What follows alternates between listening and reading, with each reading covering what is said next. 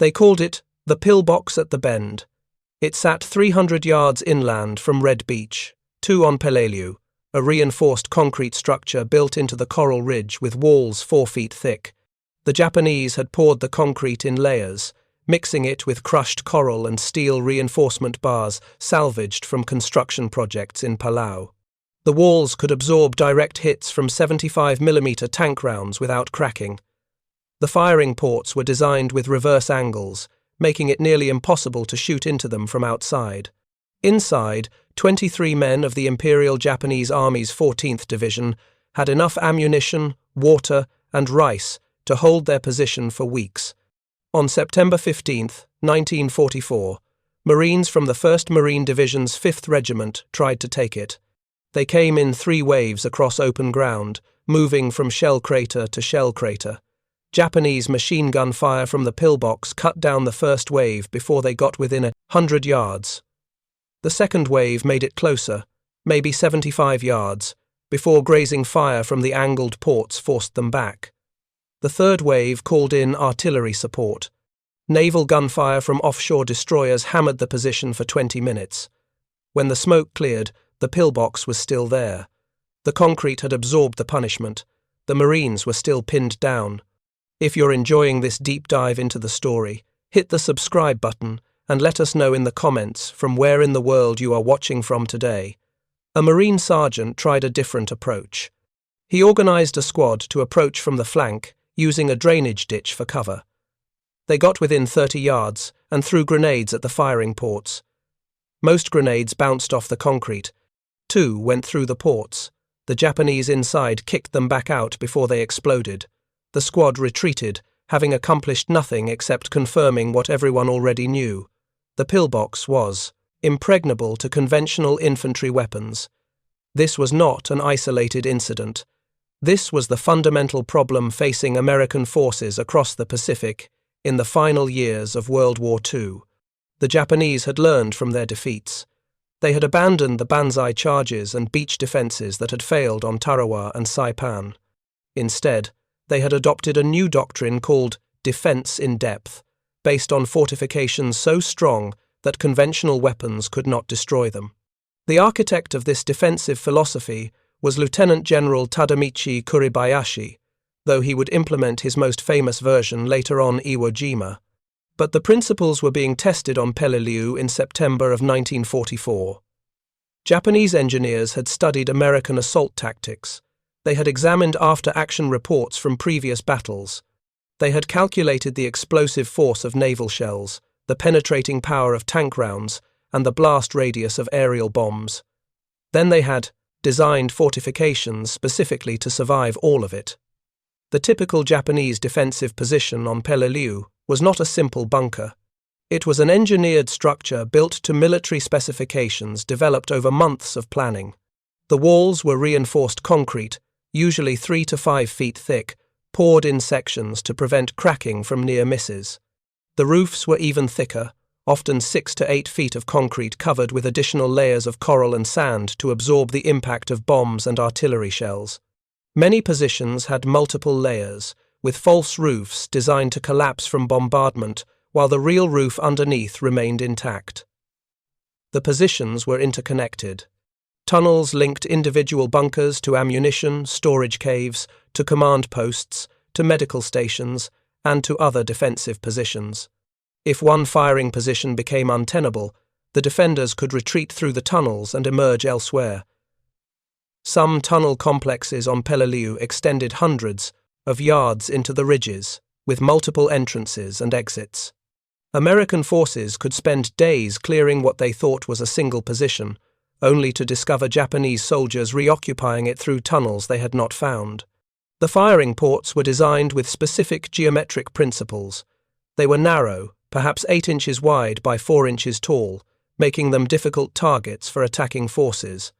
They were angled downward and to the sides, giving defenders excellent fields of fire across the approach terrain, while making it nearly impossible for attackers to shoot directly into the ports. Many positions had multiple firing ports at different angles, creating interlocking fields of fire where every approach was covered by at least 2 weapons. Inside these positions, Japanese soldiers had everything they needed for extended defense. Ammunition was stored in separate chambers with blast walls, so a lucky shot or grenade into the main fighting compartment would not detonate the entire supply. Water was stored in metal drums, enough for weeks of consumption at rationed levels. Food consisted primarily of rice, dried fish, and canned goods. Medical supplies were basic but adequate for treating wounds. Some larger positions had small generators for electric lights, though most relied on natural light from the firing ports during the day and operated in darkness at night. The psychological effect of these fortifications on Japanese soldiers was profound. Unlike the exposure of beach defenses or the vulnerability of field positions, bunkers provided a sense of security. A man inside a properly constructed pillbox with 4 feet of concrete between him and American weapons could believe he was safe. This was not false confidence. The engineering was sound. The mathematics worked. A 75mm high-explosive shell, the standard ammunition for American Sherman tanks, would create a crater approximately 3 feet deep in soft earth. Against 4 feet of reinforced concrete, it created a shallow depression and some spalling on the interior surface. Nothing more. The defensive doctrine that created these fortifications had its origins in Japanese military thinking that evolved throughout the war. In the early years, from 1941 through 1943, Japanese forces had relied primarily on offensive tactics. The emphasis was on aggressive action, night attacks, infiltration, and the spiritual superiority of Japanese soldiers over their enemies. This philosophy had worked in China against opponents with inferior equipment and training. It had achieved initial successes in the Pacific against surprised and unprepared Allied forces. But by 1943, the pattern of Japanese defeats was undeniable. At Guadalcanal, Japanese infantry charges had been mowed down by American machine guns and artillery. At Tarawa, beach defenses had been obliterated by naval gunfire before Marines even landed. At Saipan, tank charges had been destroyed by overwhelming American firepower. Japanese military leadership, at least at the tactical level, was learning from these disasters. The man who best articulated the new defensive philosophy was General Kuribayashi, appointed to command the defense of Iwo Jima in June of 1944. But Kuribayashi was building on ideas that had been developing across the Japanese military. Officers who had survived earlier battles were reporting the same observations. American firepower was overwhelming. American artillery could destroy any position on the surface. American naval guns could reduce fortifications to rubble. American aircraft could bomb defensive positions with impunity. The solution, these officers argued, was to go underground. Not shallow trenches or simple dugouts, but deep fortifications with thick overhead cover, positions that could survive direct hits from the largest weapons in the American arsenal. The Japanese Army's engineering manuals were revised to incorporate these lessons. New specifications were issued for defensive positions in 1944. Concrete thickness was increased. Tunnel construction became standard. Camouflage requirements were strengthened. On Peleliu, Colonel Kunio Nakagawa commanded the Japanese garrison. He had approximately 10,000 troops, a mix of infantry, artillery, and support personnel. Nakagawa had months to prepare his defenses before the American invasion. He used that time to implement the new defensive doctrine with fanatic attention to detail. His engineers surveyed every ridge, every cave, every coral outcropping on the island. They selected positions with natural advantages and reinforced them with concrete and steel. The centerpiece of Nakagawa's defense was the Umabrugol Ridge, a series of coral limestone hills in the center of Peleliu. The ridge was a nightmare of sharp coral, steep cliffs, and natural caves. Japanese engineers had connected these natural cliffs features with tunnels and had built firing positions into the cliff faces. Some positions were carved directly into the coral, requiring no concrete at all because the limestone itself was strong enough to resist shellfire. Nakagawa's orders to his troops were explicit. There would be no banzai charges. There would be no wasteful expenditure of lives in suicidal attacks. Instead, each man would defend his position to the death, inflicting maximum casualties on the Americans and delaying their advance as long as possible. The fortifications were the key. As long as the concrete and coral held, the defenders could fight. The goal was not victory in any traditional sense. The goal was to make the Americans pay such a high price that they would think twice before invading the next island. This defensive philosophy represented a profound shift in Japanese military thinking. The earlier emphasis on offensive spirit and aggressive action had been replaced by a grimmer, more realistic assessment. Japan was losing the war. Japanese forces could not defeat American attacks through counter-offensive action, but they could make every island cost thousands of American lives. They could delay the American advance toward Japan itself. They could buy time for the homeland to prepare its final defenses. The fortifications on Peleliu were a physical manifestation of this philosophy. Every concrete bunker, every interconnected tunnel, every carefully angled firing port represented the Japanese military's adaptation to American firepower superiority. These were not the works of a confident army expecting victory. These were the works of a desperate army preparing to sell its lives as dearly as possible.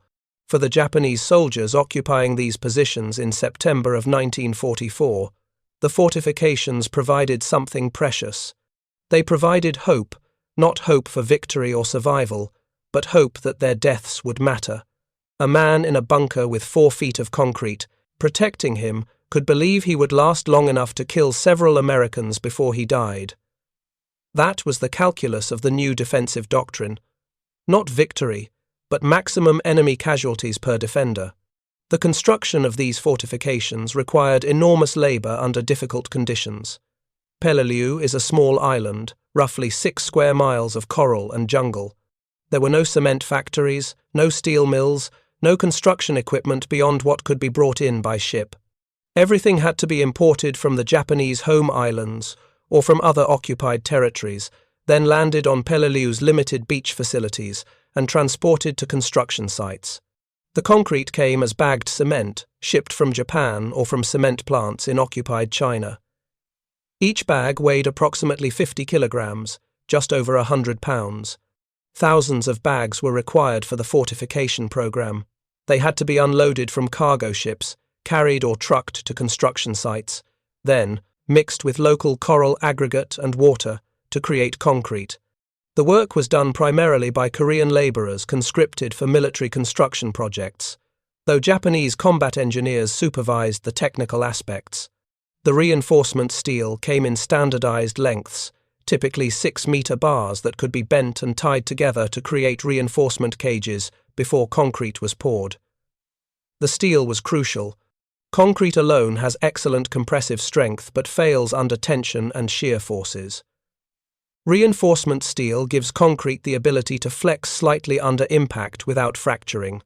The combination creates a composite material stronger than either component alone. Water for mixing concrete came from wells dug into the coral. Peleliu has no rivers or streams. Rainfall collects in the porous limestone and can be accessed through wells, but the water is often brackish with salt contamination from the surrounding ocean. Japanese engineers had to test water sources carefully because excessive salt content weakens concrete and corrodes reinforcement steel. The mixing ratios were specified in engineering manuals. Typically 1 part cement to 2 parts, sand to 3 parts crushed coral aggregate, with enough water to create a workable mixture. The actual construction process was labor-intensive beyond modern imagination. There were no concrete mixers, at least not on most of the island. Concrete was mixed by hand in shallow pits or on metal sheets. Workers would dump bags of cement, add the coral aggregate, add water, then mix everything with shovels until it reached proper consistency. The wet concrete was then carried in buckets to the construction site and poured into forms. The forms were built from salvaged lumber, metal sheets, or sometimes just rough frameworks that would be buried when the concrete set. For walls, forms had to be built on both sides with spacers to maintain the correct thickness. For roofs, elaborate scaffolding was required to support the forms until the concrete cured. The curing process took days, during which the concrete had to be kept moist to prevent cracking. Workers would cover fresh concrete with wet burlap or would spray it with water regularly. Some of the larger bunkers on Peleliu took weeks to complete. A typical fighting position might require 10 to 15 cubic meters of concrete. That translates to roughly 25 to 40,000 pounds of material that had to be mixed and placed by hand. Multiple pours were required because concrete must be placed in layers, allowing each layer to begin setting before the next is added. Rush the process, and the weight of wet concrete on top will crush the layer below before it sets. The firing ports required special attention. The concrete had to be formed around metal sleeves or wooden templates that could be removed after the concrete set. The angles had to be precise. Too steep, and the defender could not aim effectively. Too shallow, and the port became vulnerable to incoming fire. Japanese engineers used templates and measuring devices to ensure consistency across different positions. Camouflage was integrated into the construction process. Before concrete was poured for roofs, positions were surveyed to determine what the natural terrain looked like from above. After the concrete set, the surface was covered with coral rubble, sand, and vegetation to match the surrounding area. From American reconnaissance aircraft flying overhead, a completed bunker should look like natural terrain. This was not always achieved perfectly, but Japanese engineers made serious efforts to conceal their fortifications. The tunnel systems were excavated by hand through the coral limestone. Peleliu's geology made this possible. The coral rock could be cut with picks and shovels, though the work was exhausting and dangerous. Natural fissures and caves were expanded. New tunnels were dug to connect separate positions. The rock faces were left rough because smooth walls would have required additional labour without providing military benefit. Ventilation was a critical concern. Tunnels needed multiple openings to allow air circulation. Without this, defenders would suffocate from their own weapon smoke or from carbon dioxide buildup. By September of 1944, when American forces arrived, Peleliu had been transformed into a fortress island. Approximately 500 individual fortified positions had been constructed, ranging from small machine gun bunkers to large command posts with multiple rooms. Miles of tunnels connected these positions underground. Every approach was covered by interlocking fields of fire. Every position had been stocked with ammunition, food, and water. The Japanese garrison was as prepared as human effort could make them. They called it the pillbox at the bend. It sat 300 yards inland from Red Beach, 2 on Peleliu, a reinforced concrete structure built into the coral ridge with walls 4 feet thick. The Japanese had poured the concrete in layers, mixing it with crushed coral and steel reinforcement bars, salvaged from construction projects in Palau. The walls could absorb direct hits from 75mm tank rounds without cracking. The firing ports were designed with reverse angles, making it nearly impossible to shoot into them from outside. Inside, 23 men of the Imperial Japanese Army's 14th Division had enough ammunition, water, and rice to hold their position for weeks. On September 15, 1944, Marines from the 1st Marine Division's 5th Regiment tried to take it. They came in 3 waves across open ground, moving from shell crater to shell crater. Japanese machine gun fire from the pillbox cut down the first wave before they got within 100 yards. The second wave made it closer, maybe 75 yards, before grazing fire from the angled ports forced them back. The third wave called in artillery support. Naval gunfire from offshore destroyers hammered the position for 20 minutes. When the smoke cleared, the pillbox was still there. The concrete had absorbed the punishment. The Marines were still pinned down. If you're enjoying this deep dive into the story, hit the subscribe button and let us know in the comments from where in the world you are watching from today. A Marine sergeant tried a different approach. He organized a squad to approach from the flank using a drainage ditch for cover.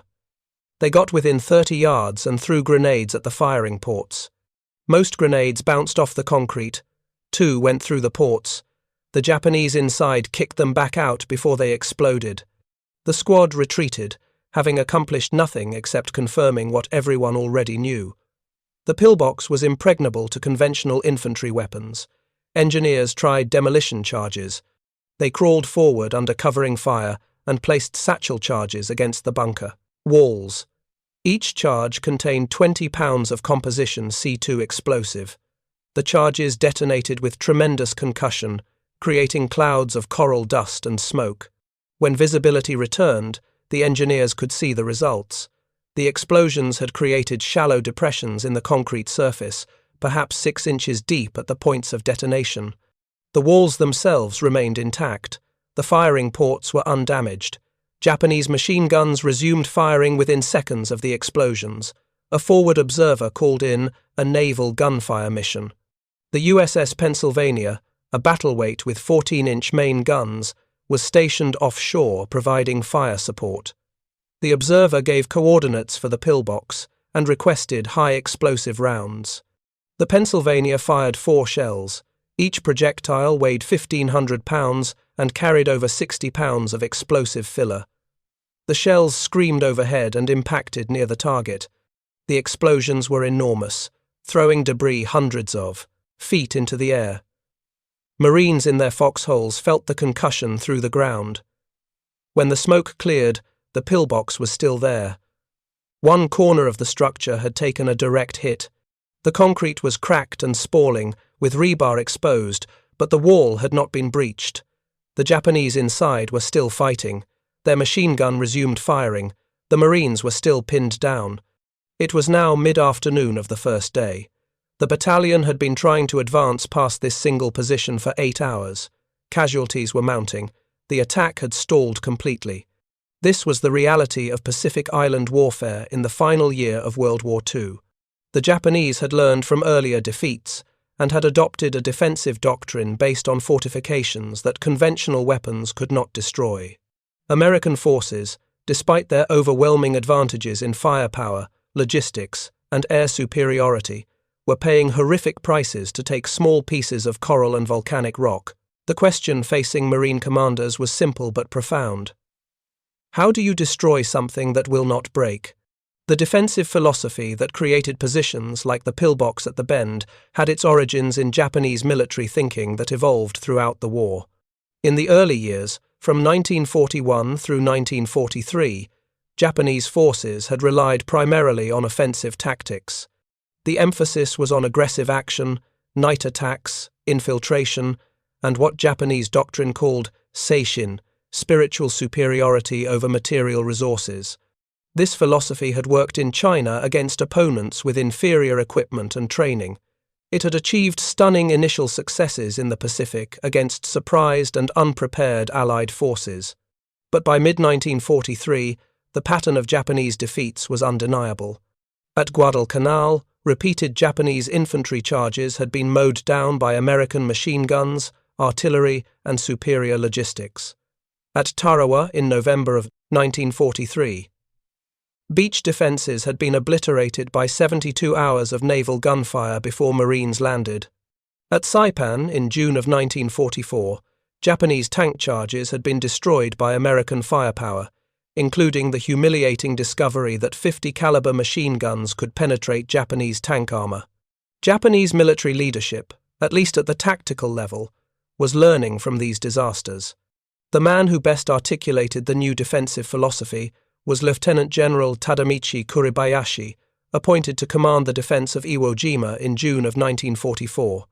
But Kuribayashi was building on ideas that had been developing across the Japanese military. Officers who survived earlier battles were reporting the same observations to Imperial General Headquarters in Tokyo. American firepower was overwhelming. American artillery could destroy any position on the surface. American naval guns could reduce fortifications to rubble. American aircraft could bomb defensive positions with near impunity. The solution, these officers argued, was to go underground, not shallow trenches or simple dugouts, but deep fortifications with thick overhead cover, positions that could survive direct hits from the largest weapons in the American arsenal. The Japanese Army's engineering manuals were revised in 1944 to incorporate these lessons. New specifications were issued for defensive positions on islands that would be targeted by American invasions. Minimum concrete thickness was increased from 2 feet to 4 feet for walls, 6 feet for roofs. Tunnel construction became standard procedure rather than optional. Camouflage requirements were strengthened with specific instructions for making bunkers blend into natural terrain. The strategic context for these changes was Japan's deteriorating position in the Pacific. By September of 1944, when the Battle of Peleliu began, Japan had lost the Marianas, putting American B-29 bombers within range of the home islands. The Imperial Navy had been devastated at the Battle of the Philippine Sea in June, losing 3 aircraft carriers and approximately 400 naval aircraft. American submarine warfare was strangling Japan's merchant fleet, cutting off access to oil from the Dutch East Indies and raw materials from Southeast Asia. Japan's industrial production was declining, while American production was accelerating. Japanese military planners understood they could not win the war through offensive action. The goal now was to make every American advance so costly in casualties and time that the United States would negotiate a peace settlement rather than invade the Japanese home islands. This strategy required defending every island with maximum effectiveness, inflicting maximum casualties, and delaying the American advance as long as possible. The fortifications were the key to this strategy. If Japanese soldiers could survive, American bombardment long enough to engage American infantry at close range, they could kill Americans in numbers that might make the war unsustainable for a democracy with public opinion to consider. On Peleliu, Colonel Kunio Nakagawa commanded the Japanese garrison. He had approximately 10,500 troops, primarily from the 14th Division's infantry regiments, with supporting artillery, tank, and engineer units. Nakagawa had studied the American assault on Saipan carefully. He noted that Japanese forces there had wasted thousands of lives in banzai charges that accomplished nothing except giving American machine gunners easy targets. He noted that beach defenses had been destroyed by naval gunfire before they could inflict significant casualties. He concluded that the only effective defense was one based on positions that could survive American firepower and on tactics that conserved Japanese lives while maximizing American casualties. Nakagawa issued explicit orders to his subordinate commanders. There would be no banzai charges under any circumstances. There would be no attempt to defend the beaches. Instead, the garrison would allow Americans to land unopposed, then would fight from fortified positions inland. Each position would be defended to the death, but there would be no wasteful attacks. Japanese soldiers would kill Americans from protected positions, forcing the Americans to come to them, forcing the Americans to assault prepared defenses across open ground under fire. The construction of Peleliu's fortifications required enormous labor under conditions that tested human endurance. Peleliu is a small island, roughly 6 square miles of coral, limestone, jungle, and swamp. There were no cement factories, no steel mills, no modern construction equipment. Everything required for building concrete bunkers had to be imported from Japan or from occupied territories, then landed on Peleliu's limited port facilities and transported to construction sites across difficult terrain. The concrete came as bagged cement powder, shipped from Japan or from cement plants in occupied Manchuria and China. Each bag weighed approximately 50 kilograms, just over 110 pounds. Thousands of bags were required for the fortification program that consumed most of 1944. The bags had to be unloaded from cargo ships by hand, carried to shore on small boats or barges, then stored in protected areas where rain could not ruin the powder. From there, they were carried or trucked on rough roads to construction sites scattered across the island. The aggregate came from the island itself. Japanese engineers discovered that crushed coral limestone made excellent concrete aggregate when mixed properly with cement. Labor crews used sledgehammers and picks to break up coral rock into pieces, ranging from sand-sized particles to chunks the size of a fist. This crushed coral was sorted by size and stockpiled near construction sites. The advantage of using local materials was obvious. Aggregate made up approximately 70% of concrete by volume, so using coral meant 70% less material had to be shipped from Japan. Reinforcement steel arrived as standardized bars, typically 6 meters long and 12 to 16 millimeters in diameter. The steel had to be cut to length, bent to shape, and tied together with wire to create reinforcement cages before concrete was poured. Japanese combat engineers supervised this work, but the physical labor was done primarily by Korean conscripts and local Palauan laborers pressed into service. The conditions were brutal. Temperatures on Peleliu regularly exceeded 90 degrees Fahrenheit with oppressive humidity. Men working in direct sunlight mixing concrete or hauling materials suffered heat exhaustion regularly. Water for mixing concrete came from wells dug into the coral. Peleliu has no rivers or streams. Rainfall percolates through the porous limestone and collects in underground aquifers that can be accessed through wells. But the water on Peleliu is often brackish, with salt contamination from the surrounding ocean. Japanese engineers had to test water sources because excessive salt content weakens concrete and accelerates corrosion of reinforcement steel. The standard mixing ratio was 1 part cement to 2 parts sand-sized coral to 3 parts larger coral aggregate, with just enough water to create a workable mixture that could be placed and shaped. The actual construction process was labor-intensive beyond anything modern workers would recognize. There were no powered concrete mixers on most of the island. Concrete was mixed by hand in shallow pits lined with metal sheets or in simple wooden troughs. Workers would dump cement from bags, add the sorted coral aggregate, add water from buckets, then mix everything with shovels and hose until it reached proper consistency. The wet concrete, weighing approximately 150 pounds per cubic foot, was then carried in buckets to the construction site and poured into wooden forms. Building a typical bunker required creating forms for both the interior and exterior surfaces of the walls. The forms were usually rough lumber, salvaged from packing crates or cut from local trees. Spacers maintained the correct wall thickness, typically 4 feet for main walls. Workers poured concrete between the forms, tamping it down with wooden poles to eliminate air pockets. The reinforcement steel had to be positioned correctly within the pour, typically 2 to 3 inches from the outer surface, to provide maximum strength while maintaining adequate concrete cover to prevent corrosion. Roofs required even more elaborate construction. Forms had to be built to support the weight of wet concrete, sometimes 6 to 8 feet thick, until it cured. This meant constructing wooden scaffolding and supports that could bear tens of thousands of pounds. Concrete for roofs was often poured in multiple layers over several days, allowing each layer to begin setting before adding the next. Rush the process, and the sheer weight would collapse the forms or crack the concrete below. Curing concrete properly in tropical conditions required constant attention. Fresh concrete must be kept moist for at least 7 days to achieve proper strength. In Peleliu's heat, concrete would dry too quickly without intervention, leading to surface cracking and reduced strength. Workers covered fresh concrete with wet burlap or palm fronds and sprayed it with water multiple times daily. This meant construction sites required dedicated water supplies and labor crews for the entire curing period. The flamethrower tanks continued operating on Peleliu through October and into November of 1944. The island was not declared secure until November 27th, 73 days after the initial landing. The 1st Marine Division suffered casualties of over 6,000 men, including more than 1,200 killed. The 81st Infantry Division, brought in as reinforcements, lost another 3,000 men.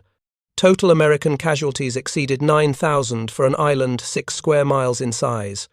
Japanese casualties were approximately 10,400, with only 202 taken prisoner. Almost the entire garrison was killed. The flamethrower tank crews paid their own price. Operating a flame tank was one of the most dangerous jobs in the Pacific Theater. Japanese soldiers recognized flame tanks as priority targets and concentrated fire on them whenever they appeared. The fuel and napalm mixture carried in the tank's hull made them vulnerable to catastrophic fires if penetrated. Crews knew that a hit that ruptured their fuel tanks meant death by burning, often with no time to escape the vehicle. Casualty rates among flamethrower crews were significantly higher than among regular Sherman crews. A study conducted after the war by the Marine Corps examined survival rates across different types of armored vehicles. Standard Sherman tank crews in the Pacific had casualty rates of approximately 12%, meaning 12 out of every 100 crew members were killed or wounded during their combat tours. Flamethrower tank crews had casualty rates exceeding 30%. 1 in 3 men who served on flame tanks became a casualty. The psychological burden was equally severe. Flamethrower operators had to live with what their weapons did to human beings. They saw the results up close. They heard the screams. Some operators reported nightmares for years after the war, dreams of burning men running from bunkers, of flames spreading through confined spaces, of the smell of burning flesh that had permeated their clothing and equipment. The Marine Corps eventually established rotation policies that limited the time any crew spent on flamethrower duty, recognizing that extended exposure to this type of combat caused psychological damage, even in men who were not physically wounded. But the tactical effectiveness of the weapon was undeniable. Flamethrower tanks became standard equipment for Marine divisions throughout the remainder of the Pacific Campaign. The lessons from Peleliu were incorporated into doctrine and training. Infantry armor coordination improved with each battle. By the time Marines landed on Iwo Jima in February of 1945, flamethrower tactics had been refined to devastating efficiency. Iwo Jima represented the ultimate test of Japanese defensive fortifications and American flamethrower tactics. General Kuribayashi had implemented his defensive philosophy with 8 months of preparation time. His engineers had created the most sophisticated fortress system yet seen in the Pacific. Over 11 miles of tunnels connected 1,500 individual defensive positions. Concrete fortifications had walls 6 feet thick. Firing ports were positioned to create interlocking fields of fire across every approach. The entire island was one integrated defensive system. The battle lasted 36 days and cost nearly 27,000 American casualties, including almost 7,000 killed. It was the only Pacific battle where American casualties exceeded Japanese casualties. The fighting was brutal beyond description. Every yard of ground was contested. Every cave and bunker had to be cleared individually, and flamethrower tanks were there for every major assault, burning through defenses that conventional weapons could not crack. 60 flamethrower tanks operated on Iwo Jima during the battle. They consumed over 400,000 gallons of napalm mixture, an average of almost 7,000 gallons per tank. That volume of flame warfare reduced entire sections of the island to charred, lifeless moonscapes. Japanese positions that had survived days of bombardment and multiple infantry assaults were neutralized in minutes by flame attacks. The statistics from Iwo Jima showed that positions assaulted with flamethrower support fell 70% faster than positions attacked with conventional weapons alone. On Okinawa, the final major battle of the Pacific War, flamethrower tanks again proved essential. The battle lasted 82 days from April through June of 1945. Japanese forces defended from fortified positions in limestone caves and ridges similar to Peleliu. Marine and Army divisions employed flame tanks throughout the campaign. The 10th Army, which commanded all ground forces on Okinawa, had dedicated flamethrower tank battalions attached at the division level. This organizational change reflected how central flame weapons had become to American Pacific tactics. The human cost on Okinawa exceeded even Iwo Jima. American forces suffered over 49,000 casualties, including over 12,000 killed. Japanese military casualties exceeded 77,000 killed. Additionally, somewhere between 40,000 and 150,000 Okinawan civilians died, caught between 2 armies fighting a war of annihilation. The civilian deaths included many killed by American flamethrower attacks on caves, where Japanese soldiers had forced civilians to hide with them. The moral implications of flamethrower warfare troubled some American commanders and many combatants. There was no clean or honorable death from a flamethrower. The weapon inflicted horrible suffering. Men burned alive or suffocated in smoke and superheated air. The weapon did not distinguish between combatants who had chosen to fight and those who had no choice. In caves on Okinawa, where Japanese soldiers forced civilians to remain, American flamethrower attacks killed everyone inside, regardless of their military status. Some Marine officers argued that flamethrowers actually reduced overall casualties by ending resistance quickly.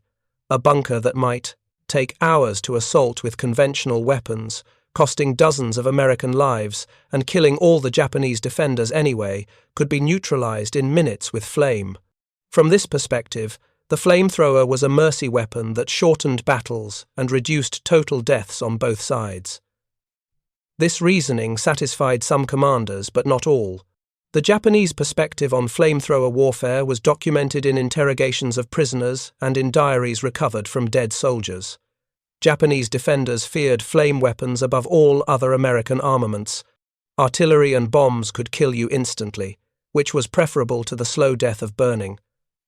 Tank guns could penetrate bunkers but might miss or might kill you quickly. Flamethrowers offered no chance of survival and no possibility of quick death. The weapon represented technological warfare at its most inhumane. Some Japanese soldiers chose suicide over capture when flame tanks approached their positions. Others attempted desperate charges at the tanks, trying to disable them with magnetic mines or satchel charges before the flames reached their bunkers. These suicide attacks occasionally succeeded in destroying flame tanks, but more often simply resulted in the attackers being burned or shot before they could close the distance. The tactical futility of these attacks demonstrated the psychological desperation that flamethrowers induced. After Japan's surrender in August of 1945, American military analysts studied the effectiveness of different weapons systems in the Pacific War. Flamethrowers, both portable infantry models and tank-mounted systems, were rated among the most effective weapons for reducing fortified positions. The analysts calculated that flame weapons reduced casualties in bunker assaults by approximately 40 to 60% compared to conventional assault methods.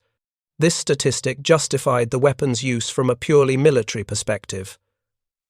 Remained unresolved.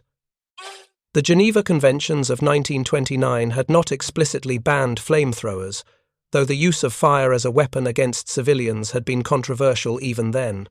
The United States maintained that flamethrowers were legitimate weapons when used against military targets. Other nations, including Britain and the Soviet Union, also used flamethrowers extensively during World War II. The weapon became a standard part of modern military arsenals despite its horrific effects. The technology continued evolving after the war. The United States developed improved flamethrower tanks for the Korean War, including the M67 flame tank based on the M48 pattern chassis. These vehicles served in Korea from 1950 through 1953, performing the same bunker reduction role they had pioneered on Peleliu. During the Vietnam War, the United States deployed the M132 armored flamethrower, a vehicle based on the M113 armored personnel carrier. These vehicles were used extensively to clear bunkers and tunnel systems in the Vietnamese countryside and jungles. International sentiment began turning against flamethrowers in the 1970s. The weapon's association with civilian casualties in Vietnam contributed to growing opposition. In 1978, the United Nations Convention on Certain Conventional Weapons included Protocol 3, which restricted the use of incendiary weapons. The protocol banned the use of incendiary weapons against civilians and restricted their use against military targets in areas containing civilian populations. The United States signed the protocol, but with reservations that preserved its right to use flamethrowers against military fortifications. The U.S. military officially removed flamethrower tanks from its active inventory in 1978. The decision was based partly on changing moral standards and partly on the development of alternative weapons for bunker destruction, including thermobaric explosives and precision-guided munitions. Modern armed forces still face the problem that created the flamethrower's necessity on Peleliu. How do you destroy fortified positions that conventional weapons cannot penetrate? The answers now involve different technologies, missiles and bombs with advanced guidance systems, but the fundamental problem remains unchanged. For the men who fought on Peleliu, both American and Japanese, the introduction of flamethrower tanks marked a turning point in their understanding of modern warfare. The Japanese discovered that concrete and steel, engineering and preparation could not protect them from a weapon that did not need to penetrate their defenses. The Americans discovered that technological superiority, when applied with sufficient ruthlessness, could overcome any fortification. Both sides learned that industrial warfare had evolved beyond any traditional conception of combat. The legacy of Peleliu extended far beyond the immediate tactical lessons about flamethrower effectiveness. The battle demonstrated the horrific cost of the island-hopping campaign and contributed to debates about Pacific strategy that would influence the decision to use atomic weapons on Japan. President Roosevelt and the Joint Chiefs of Staff had expected Peleliu to fall in 4 days with light casualties. Instead, it took 73 days and cost 9,000 American casualties for an island of questionable strategic value. Admiral William Halsey, who commanded Third Fleet in the Pacific, later stated that the Peleliu operation was unnecessary and that the island could have been bypassed. The airfield that was supposed to justify the invasion was never significantly used by American forces. Ships could have blockaded the island and neutralized the Japanese garrison without invasion. The 9,000 American casualties and 10,000 Japanese deaths served no strategic purpose that could not have been achieved through isolation. This realization influenced planning for subsequent operations. When the Joint Chiefs considered invading the Japanese home islands, they examined casualty projections based on battles like Peleliu, Iwo Jima, and Okinawa. If small islands cost thousands of lives, what would invading Honshu or Kyushu cost? Military planners estimated casualties for Operation Downfall, the planned invasion of Japan, at between 400,000 and 800,000 American deaths, with Japanese military and civilian deaths potentially exceeding 10 million. These projections, directly informed by the experience of battles like Peleliu, contributed to President Truman's decision to authorize the use of atomic bombs on Hiroshima and Nagasaki in August of 1945. The moral calculus was brutal but straightforward. Would more people die from atomic bombs or from a conventional invasion that would require burning every city, destroying every fortification, and fighting for every island and valley across Japan? The flamethrower tactics that proved necessary on Peleliu suggested what invading Japan would entail. Atomic weapons offered a way to end the war without that invasion. Whether this reasoning justified the atomic bombings remains debated, but the connection between Peleliu's flamethrower warfare and the decision to use atomic weapons is historically documented. American military and political leaders saw the same pattern across every Pacific Island battle. Japanese forces fought from fortifications with suicidal determination. American forces needed overwhelming firepower and weapons of extreme lethality to overcome that resistance. The casualties were unsustainable if repeated across the Japanese home islands. For the veterans who survived Peleliu, the memories remained vivid for the rest of their lives. Eugene Sledge, a Marine who fought in the 5th Regiment on Peleliu, and later wrote one of the war's most acclaimed memoirs, described the battle as a descent into hell. He wrote about the smell of death that permeated the island, about the psychological toll of continuous combat in brutal heat, about watching flame tanks burn Japanese soldiers alive and feeling relief that it was not him burning. His memoir, published as With the Old Breed in 1981, became required reading at military academies for its unflinching depiction of infantry combat. Sledge and other Peleliu veterans rarely spoke about their experiences immediately after the war. The horrors they witnessed and participated in did not translate into civilian conversation. But as decades passed, some veterans began documenting their experiences, driven by a need to testify about what they had seen. Their accounts provide the most detailed descriptions we have of what flamethrower warfare meant for the men who employed it and for those who died from it. The Japanese perspective remained largely undocumented for many years. Few Japanese soldiers survived Peleliu to tell their stories. Those who did survive were often reluctant to discuss their experiences in a nation trying to rebuild and move beyond the war. But some accounts eventually emerged. Japanese veterans described the terror of hearing flame tanks approaching, the desperate attempts to seal bunker entrances with rubble and debris, the knowledge that survival was impossible once the flames began. Their testimony confirms what American records suggested. The flamethrower inspired a unique and overwhelming fear that no other weapon produced. The physical scars of Peleliu remain visible today. The island, now part of the Republic of Palau, is home to approximately 700 people. Many of the concrete bunkers built in 1944 are still standing. Visitors can walk through the remains of fortifications, see the firing ports and reinforced walls, and examine the charred interiors where flamethrower attacks occurred. Rusted hulks of tanks, both American and Japanese, remain where they were destroyed. The Umabrogel ridges, where the heaviest fighting occurred, are largely untouched by development. The jungle has reclaimed much of the battlefield, but the bones of the fortifications remain. The pillbox at the bend, where this story began, is still there. The concrete structure stands among palm trees and jungle vegetation. The walls show damage from the weapons that eventually destroyed the position. Visitors can see the firing ports that allowed Japanese defenders to hold off marine attacks for hours. They can see the scorch marks on the interior walls where flamethrowers finally ended the resistance. And they can reflect on what happened there in September of 1944, when engineering met technology, when fortification met flame, when men on both sides discovered the true nature of industrial warfare.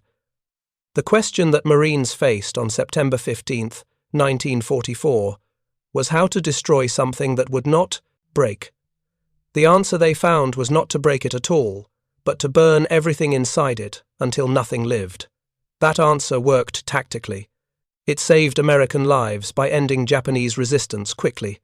But it came at a moral and psychological cost that those who employed the weapon carried for the rest of their lives. The flamethrower tanks that sprayed 400-foot flames across Peleliu's bunkers represented the ultimate evolution of industrial warfare's logic. When conventional force proves insufficient, increase the magnitude of destructive power until nothing can resist. The weapon succeeded completely in its tactical purpose, while simultaneously demonstrating how far modern warfare had diverged from any traditional conception of combat honor or restraint. Thank you for watching. For more detailed historical breakdowns, check out the other videos on your screen now, and don't forget to subscribe.